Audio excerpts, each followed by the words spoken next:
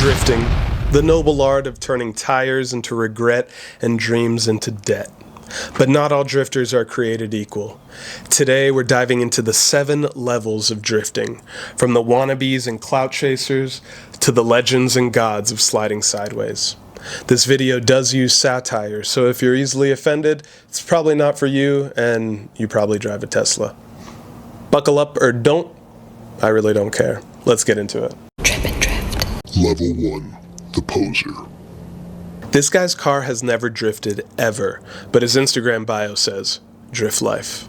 He revs in parking lots, probably wears an Adam LZ hoodie, and thinks that camber equals skill. The poser once asked if drifting damages your alignment. His tires, full of tread, but his ego is bald. He's the kind of guy who says, I could drift if I wanted to, but he never does, because he's scared of commitment and curbs.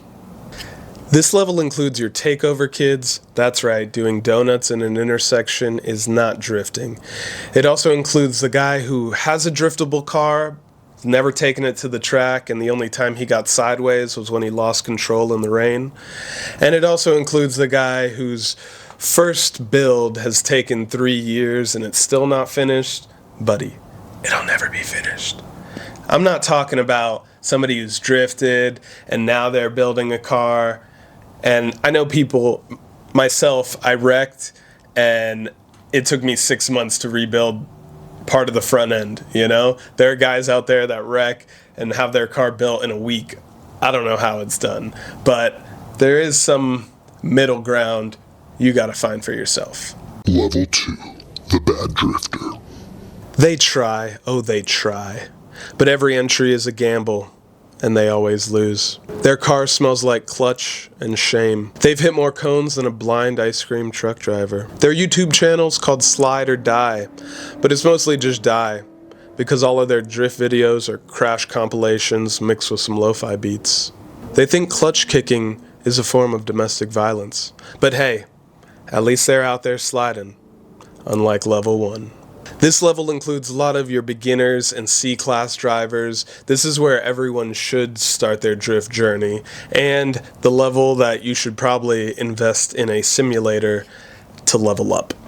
Level 3, the grassroots drivers. These guys are the backbones of drifting. No sponsors, no budget, just vibes and a real low credit score. Their car is held together with hope and Harbor Freight.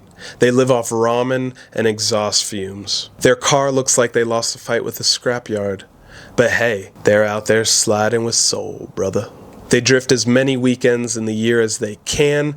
They break something every single time and fix it with zip ties and trauma. They're broke, tired, and addicted to tire smoke. This level includes drivers like moi. You've been driving for some years, you can run the bro line, you can tandem, run some trains. This is where a lot of drivers will stay, and that's a-okay.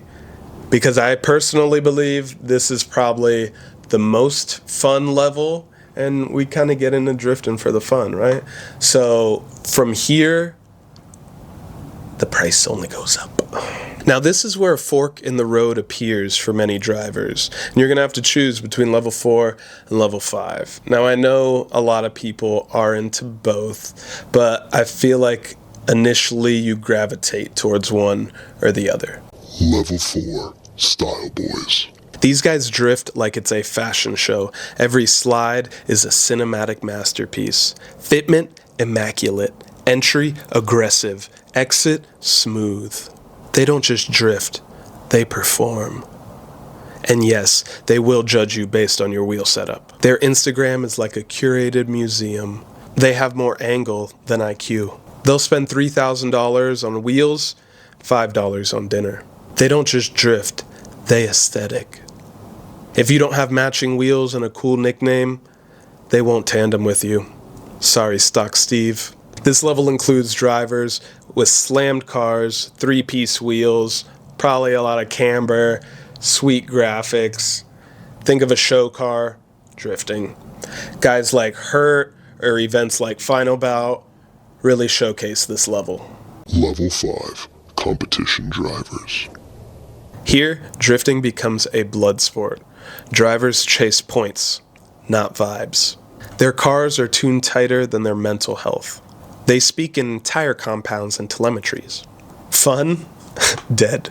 Replaced by spreadsheets and sponsor obligations. They'll sell their soul for a podium finish.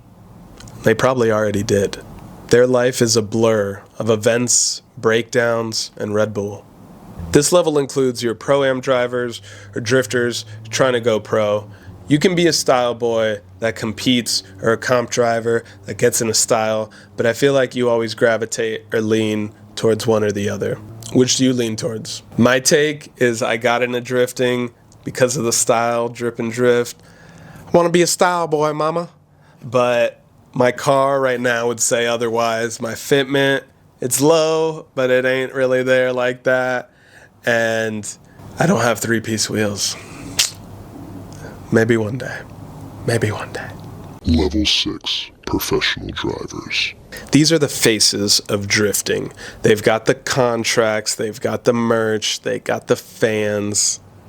But behind the scenes, endless tuning, months of travel, and a season of pressure. They drift for a living and sometimes forget why they even started. Their inboxes are full of brand deals and burnout. They smile for the camera, then cry in the trailer. This level includes all your pro drivers, your James Dean, Odie Botchis, Matt Field, and so on.